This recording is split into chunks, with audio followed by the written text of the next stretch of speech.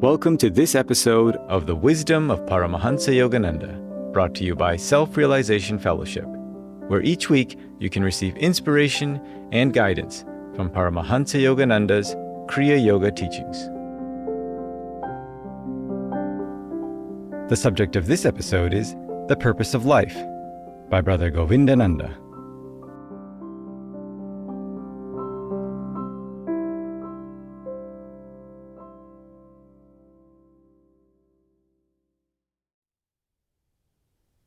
Good morning, everyone.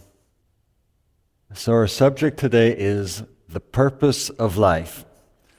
But let's be a bit more specific, right? Because that's a big subject. Let's instead, each of us ask the question, what is the purpose of my life? Not my life, but each of you. What is the purpose of your life? What is the purpose of my life? And I don't mean just in general terms, I mean precisely, exactly. Our guru in the autobiography of a yogi tells us that the rishis, the ancient Indian sages, taught that each person has been created by God as a soul that will uniquely manifest some special attribute of the infinite before resuming its absolute identity.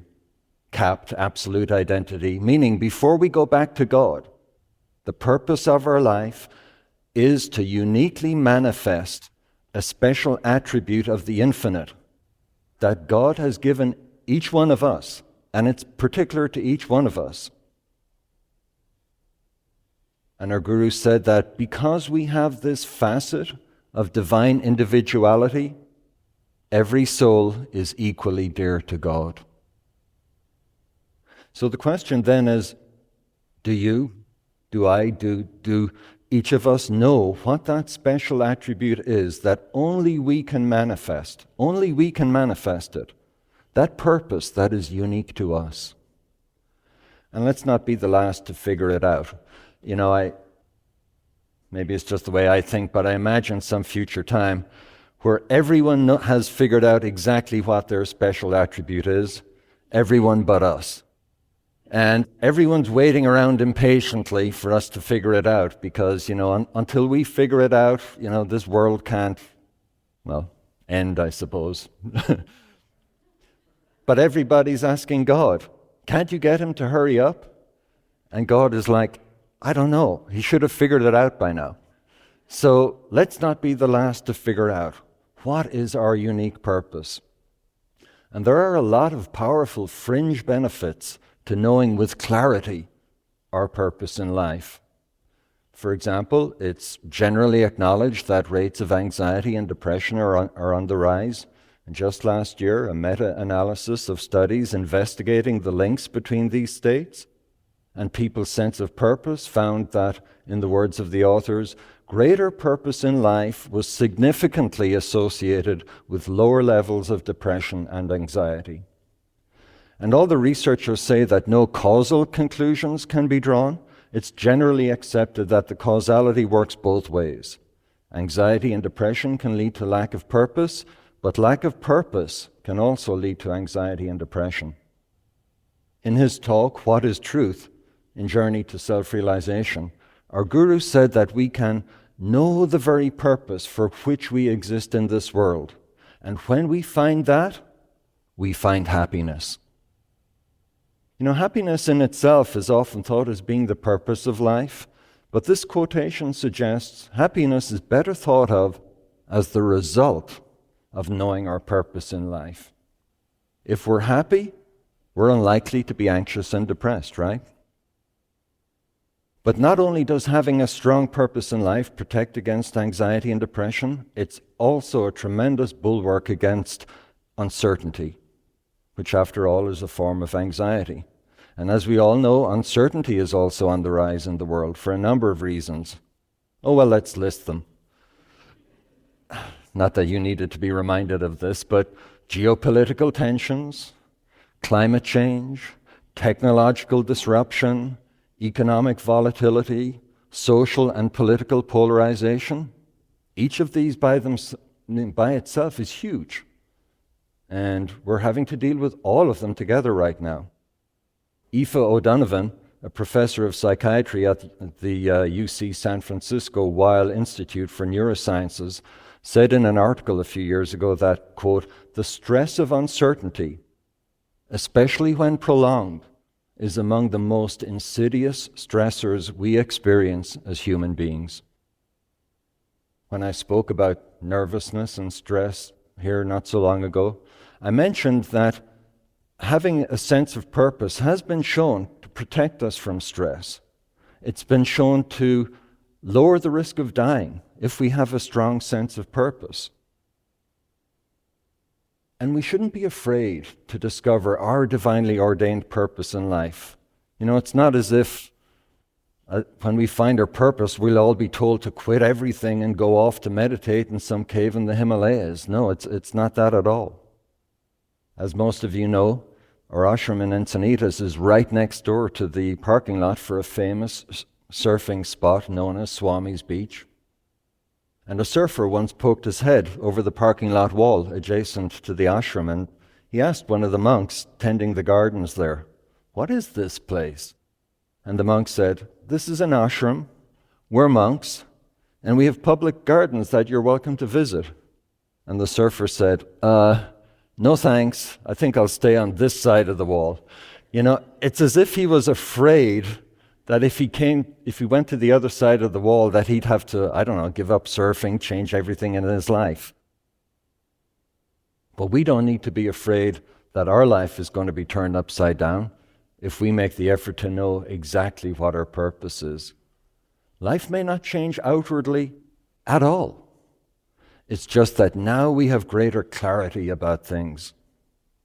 And, of course, depending on our present circumstances, gaining insight into our purpose might turn our life the right way up.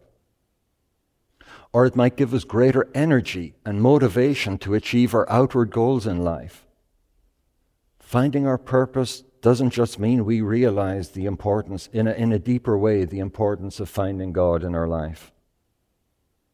In Supplement Lesson 70, which is titled The Mystery of Life Unfolded, our Guru wrote, "The world is a divine enigma, evil mixed with good, sorrow with joy, death with life. A sensitive person, helplessly suffering from the seeming vagaries of nature, often thinks wistfully of reshaping circumstances on earth according to his or her inner sense of justice and God-given conscience." Haven't we all felt that from time to time? That we wish things could be better. We wish we could make things better. Master quotes Omar Khayyam in his famous Rubaiyat, "Ah, love, could thou and I with fate conspire to grasp this sorry scheme of things entire, would not we shatter it to bits and then remold it nearer to the heart's desire?" Master said, commenting on this verse, that if we could but harness our innate divine will to God's pure infinite intelligence, we could wield that wisdom and power to shatter the sad circumstances of karmically set patterns and remold the effects of Earth's untoward dualities into circumstances nearer to the ideal plan that God intended. When we have found our divinely ordained purpose in life, it becomes possible to harness our will to God's will to improve the world. And not only is this possible, but Master encourages us to do so.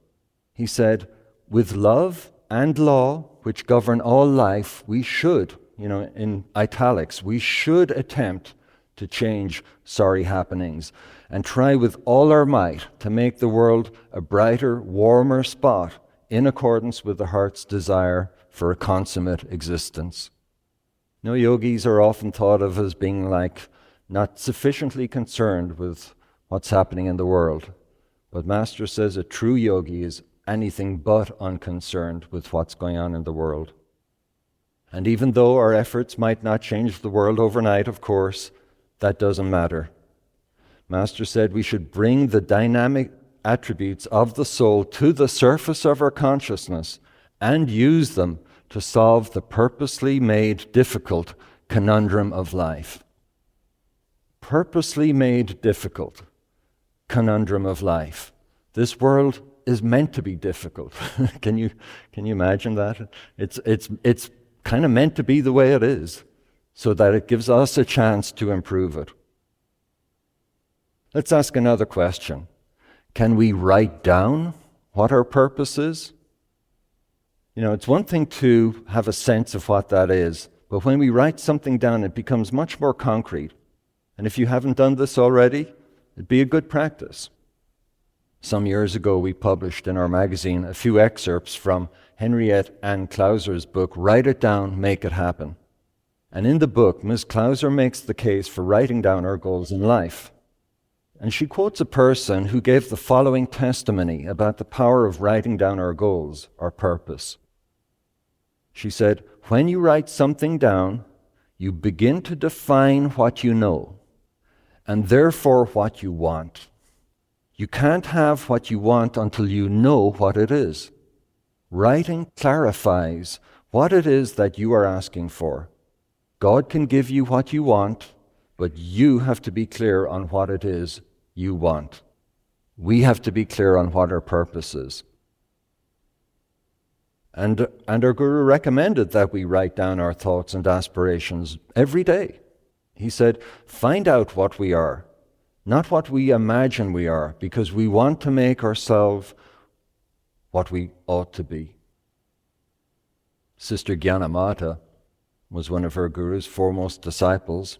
She left her body in the highest state of samadhi, our Guru said, and she herself was a proponent of writing things down. She wrote once in a note to Sri Dayamata, "The spoken word vanishes and is forgotten. Because of this, I have decided to write you all notes that may be preserved if you feel that these thoughts are of value or inspiration." And she once wrote what we could maybe call her 4 rules of life, and this was in another note to Sri Dayamata. And the first rule is this: see nothing, look at nothing but your goal, ever shining before you. What is that but knowing our purpose? So how can we find that unique purpose that each of us has? Perhaps we have a sense of what it is, but we'd like to make it stronger. How can we make it stronger? Well, we're not going to find the answer in a book, even if that book tells us pretty accurately what our purpose in life should be. No, our sense of purpose has to come from within. We have to feel it, in our bones. Maybe Sri Yukteswar would have said, in every atom of our being, we have to know what that purpose is. In his commentary on the Bhagavad Gita, our Guru wrote that human beings endowed with a questioning intelligence are sent to this partly understandable world to do their best to struggle and succeed according to the light of their intelligence. No clear outward revelation is vouchsafed them regarding the purpose of life, or its source or final end. And it's set up that way that we're not told what the purpose is. Going on, Master said, this fact that we're not told is a clue to the entire mystery. It silently suggests that the search for truth must be not an outer, but an inner one.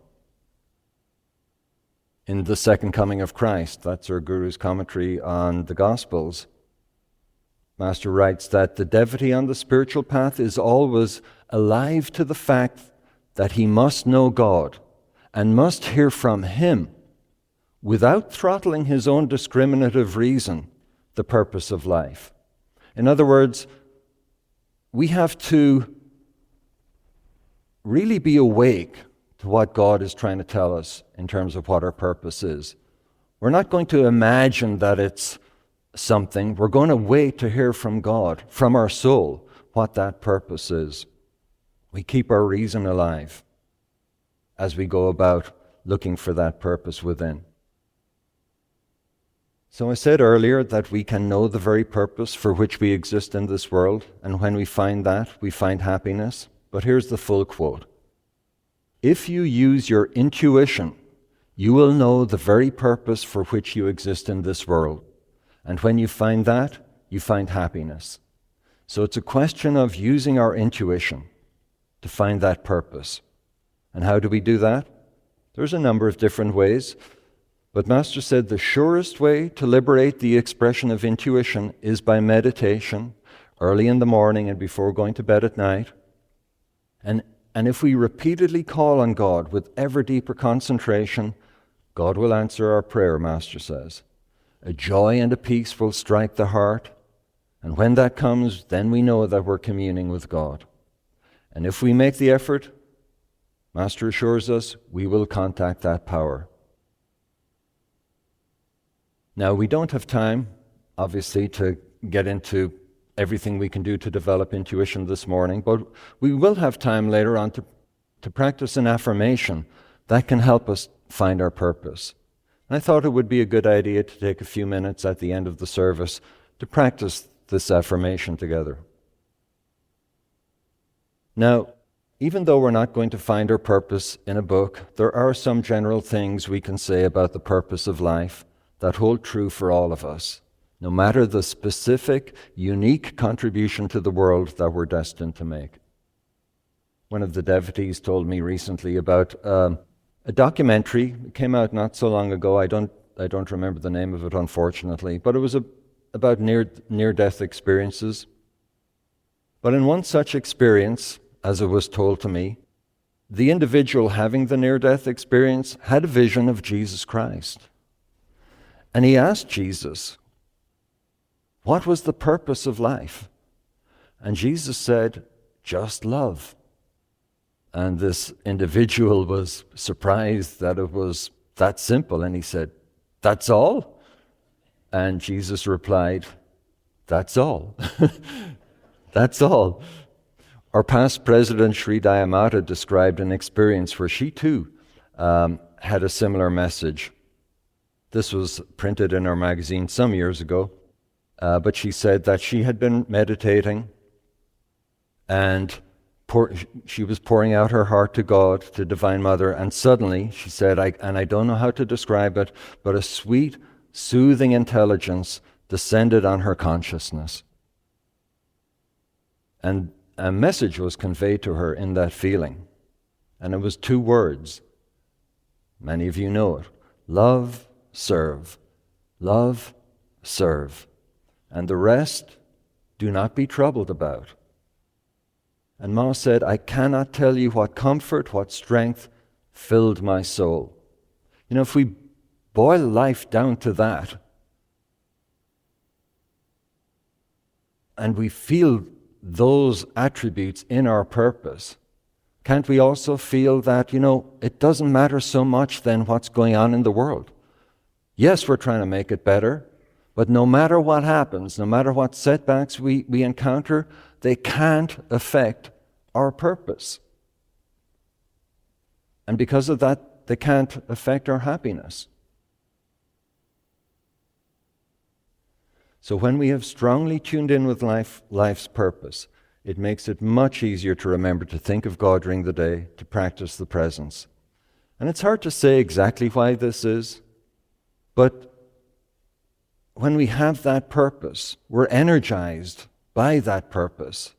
And it's not the energy that comes from, say, exercise or a cup of tea or coffee or something like that. It's God's energy. And so because we're experiencing that energy within, we can't help but think of God. And the more we bring God into everything we do, the clearer our purpose becomes. Master said that yoga is the art of doing everything with the consciousness of God, not only when we are meditating, but also when we are working. Our thoughts should be constantly anchored in Him. If you work with the consciousness that you are doing it to please God, that activity unites you with Him. Therefore, do not imagine that you can find God only in meditation. Both meditation and right activity are essential, as the Bhagavad Gita teaches. If you think of God while you perform your duties in this world, you will be mentally united with Him. And this is what knowing our purpose, finding our purpose, clarifying our purpose does for us. It brings the energy of God into our life more and more, and it's a virtuous circle. The more we bring God into our life, the more we feel God, the more we bring God into our life. And it keeps going until, as Master says, we are mentally united with Him. So now let's practice this affirmation. And this is from Scientific Healing Affirmations. It's also in Lesson 70. But let's talk a little bit about what affirmations can do before we get into that. Master said affirmations have the purpose of healing body, mind, and soul. And in the case of spiritual disease, and he lists them, indifference, lack of purpose, intellectual pride and dogmatism, skepticism, contentment with the material side of existence, and ignorance of the laws of life and of man's own divinity. So this affirmation, it helps us to overcome what our Guru calls a disease of not knowing what our purpose is. Again, not just in general terms, but really specifically, what do we have to offer the world? Each of us has something to offer the world. What is it? Master said that spiritual success comes by understanding the mystery of life and by looking on all things cheerfully and courageously, realizing that events proceed according to a beautiful divine plan. For the disease of ignorance, the only cure is knowledge. So, what is that knowledge for us? What is that purpose? So here's the affirmation. I'll just read it through once before I sit down, and then we'll do it together. Thou art wisdom, and thou dost know the cause and end of all things. I am thy child. I want to know life's true mystery, life's true joyous duty. Thy wisdom in me shall show all things that thou dost know, that thou dost know. So let's practice that together.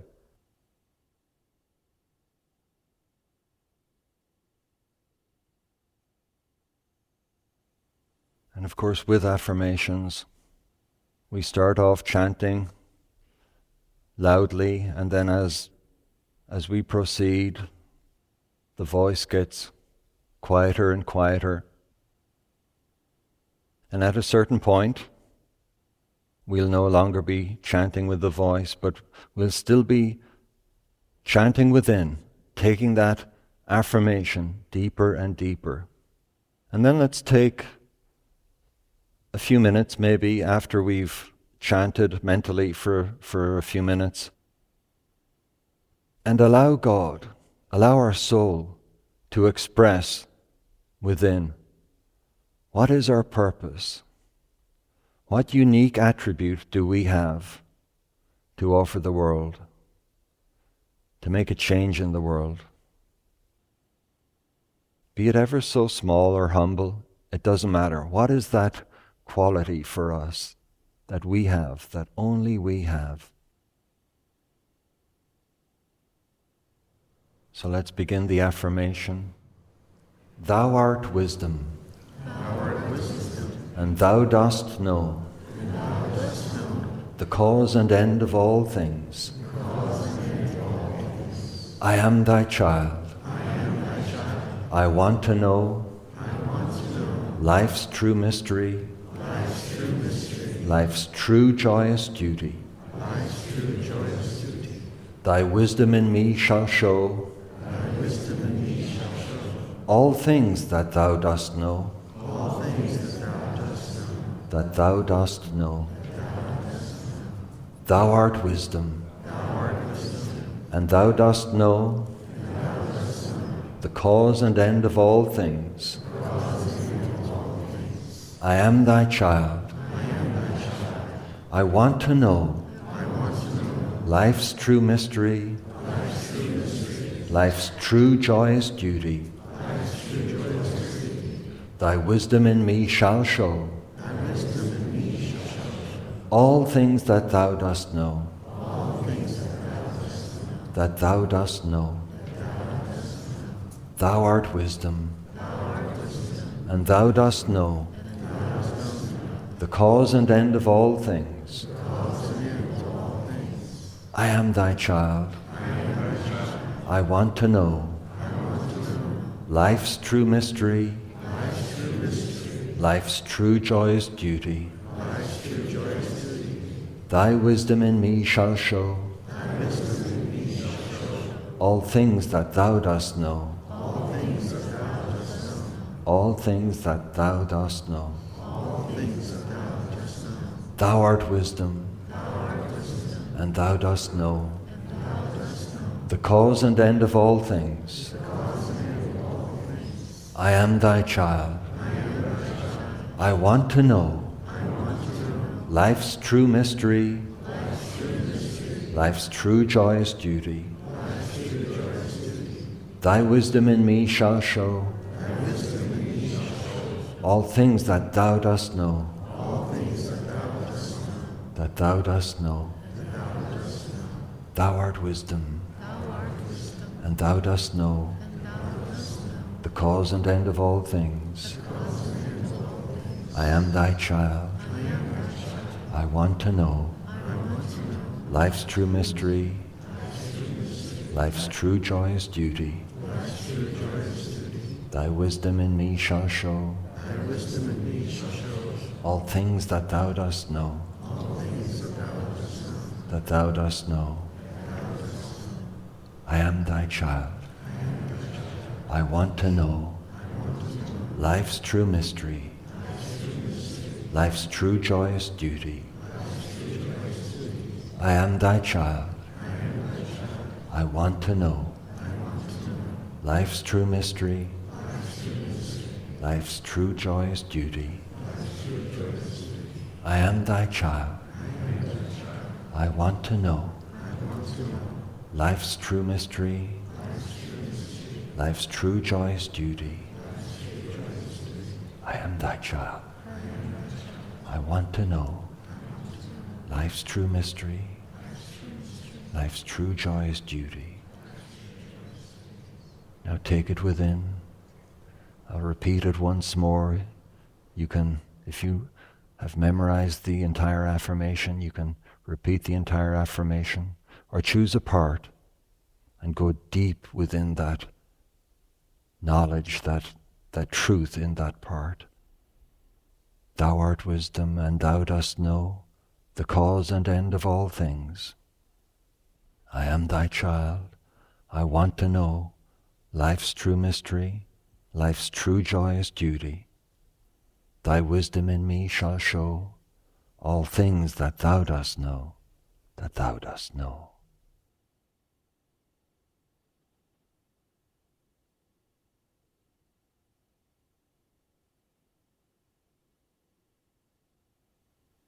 Now let's tune in with the wisdom of our soul.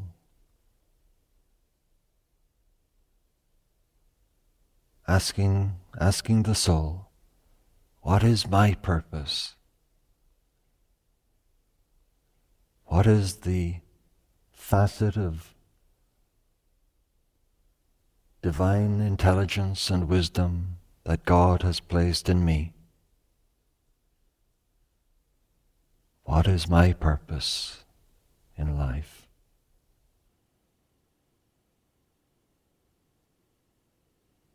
Our Guru wrote, if a devotee does not plan his activities according to a definite divine purpose, he will be stumbling at every step.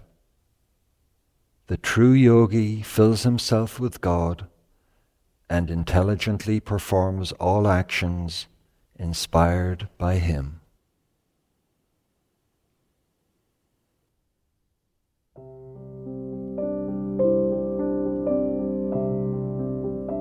This has been a production of Self-Realization Fellowship, a non-profit organization founded by Paramahansa Yogananda in 1920.